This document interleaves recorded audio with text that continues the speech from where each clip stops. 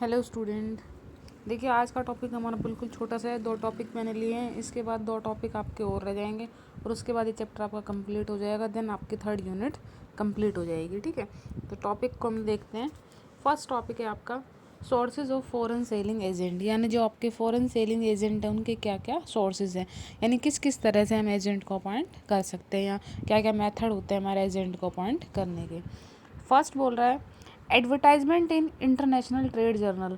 देखिए एक तो हम एडवर्टाइजमेंट के थ्रू एजेंट अपॉइंट कर सकते हैं। देखिए डोमेस्टिक कंट्री में तो एजेंट हम आसानी से अपॉइंट कर सकते हैं क्योंकि वहाँ के लोगों को हम जानते हैं, लेकिन जब हम इंटरनेशनल मार्केटिंग करते हैं तो उस टाइम एजेंट को अपॉइंट करने में प्रॉब्लम आती है क्योंकि वहाँ के लोगों को हम जानते नहीं हैं, वहाँ के लिए हम नए होते हैं, सारी मार्केटिंग हमारे लिए नहीं होती है। ठीक है, तो हम क्या कर सकते हैं, इंटरनेशनल ट्रेड जर्नल में हम ऐड देकर एडवर्टाइजमेंट देकर एजेंट को अपॉइंट कर सकते हैं।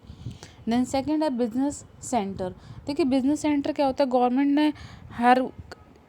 ने क्या किया हुआ, हर एरिया में बिजनेस सेंटर लगाए हुए हैं। ठीक है, जो भी कंट्रीज़ वगैरह उसमें आपस में बिजनेस सेंटर है।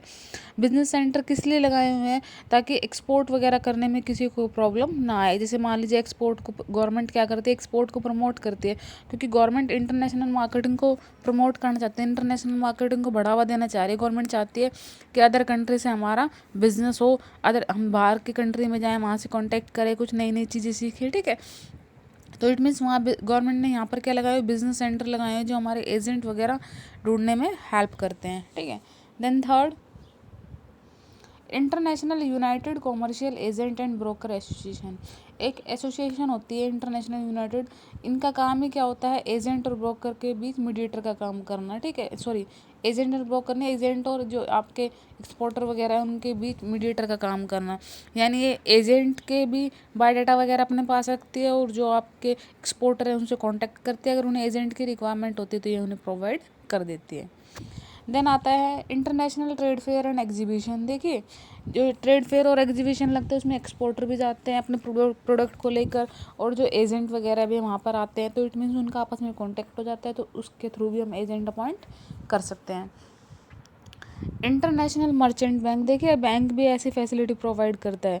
बैंक क्या करता है, फाइनेंशियल सर्विस प्रोवाइड करता है। ठीक है, एजेंट ब्रोकर इनको भी अपॉइंटमेंट करने में हेल्प करता है, तो ये भी एक है। Then business consultants.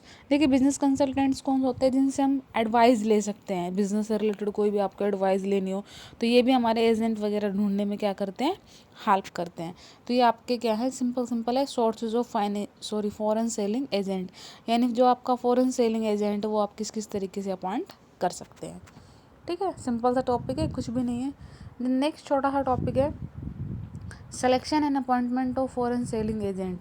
Foreign selling agent का आप सिलेक्शन और अपॉइंटमेंट किस तरीके से करते हैं। तो देखिए फर्स्ट है आपका आइडेंटिफाइंग सोर्सेज। सबसे पहले तो आपको क्या आइडेंटिफाई करना होगा, सोर्सेज, कि आप किस मेथड से अपॉइंटमेंट करेंगे, किस मेथड से आप ज्वाइनिंग देंगे, एजेंट को किस तरीके से ढूंढेंगे। तो उसमें सोर्सेज में आपके सारे ही आ जाएंगे, एडवर्टाइजमेंट भी हो सकता है, बिजनेस सेंटर भी, इंटरनेशनल यूनाइटेड, तो सारे सोर्सेज में आप ये बता दोगे। Then second preliminary investigation. जब हम एजेंट का मेथड चूज़ कर लेते हैं देन हम एक छोटा सा इन्वेस्टिगेशन करते हैं। इन्वेस्टिगेशन में हम एजेंट के बारे में इंक्वायरी करते हैं कि कौन है एजेंट, क्या है, कितना उसको एक्सपीरियंस है, कौन कौन उसके क्लाइंट है, क्लाइंट के साथ उसका कैसा बिहेवियर है, क्या वो कमीशन चार्ज करते हैं, आगे क्या कहते हैं प्रोडक्ट को प्रमोट करने में हेल्प करते हैं नहीं, आफ्टर सेल सर्विस प्रोवाइड करते हैं नहीं। तो ये सारी चीज़ें हम क्या करेंगे इन्वेस्टिगेशन में। Then third personal contact. Then हम क्या करेंगे, एजेंट से जाकर पर्सनली मिलेंगे, उससे पर्सनल कांटेक्ट करेंगे। पर्सनल कांटेक्ट में उसके कॉन्फिडेंस वगैरह का हमें अंदाज़ा लग जाता है। देखिए जब हम किसी से वैसे बातचीत करते हैं, चाहे वो फ़ोन के थ्रू हो, चाहे हम वैसे किसी से बातचीत करते हैं, जैसे मान लें किसी और के थ्रू बातचीत हो रही है तो हमें उसके बिहेवियर का आइडिया नहीं आता, लेकिन जब हम बंदे से सामने वाले से पर्सनली मिलते हैं तो उसके बिहेवियर का, उसके कॉन्फिडेंस का, उसकी कम्युनिकेशन स्किल का, तो वो सारी चीज़ें हमें पता चल जाती है। तो देन वो हमारा किस में आता है, पर्सनल कांटेक्ट में। देन आता है सब्सिक्वेंट मीटिंग। देखिए पर्सनल कांटेक्ट करने के बाद उनमें से कुछ हम सेलेक्ट कर लेते हैं और उन लोगों के साथ हम दोबारा मीटिंग करते हैं।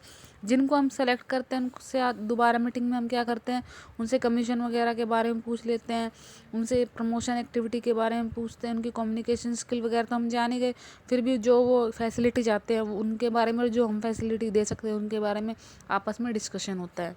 Then last drafting agency contract, फिर आप लोगों का एक कॉन्ट्रैक्ट बन जाता है। तो कॉन्ट्रैक्ट में जितनी भी कंडीशन होगी वो सारी रिटर्न में होगी, जो भी आप एक्सपोर्टर एजेंट, और इसमें भी आपको बिजनेस कंसल्ट्स की हेल्प लेनी चाहिए, दोनों के सिग्नेचर होंगे, और एक दो बंदे और होते चाहिए बिजनेस कंसल्ट से ले लिया किसी कमेटी से, जो कि हमारे एक प्रकार से बोल सकते हैं ना प्रूफ के रूप में, गवाह के रूप में होते हैं कि अभी हमने एजेंट अपॉइंट किया है। ठीक है, तो ये टॉपिक है आज का। टॉपिक बिल्कुल छोटा सा था। Okay, thank you.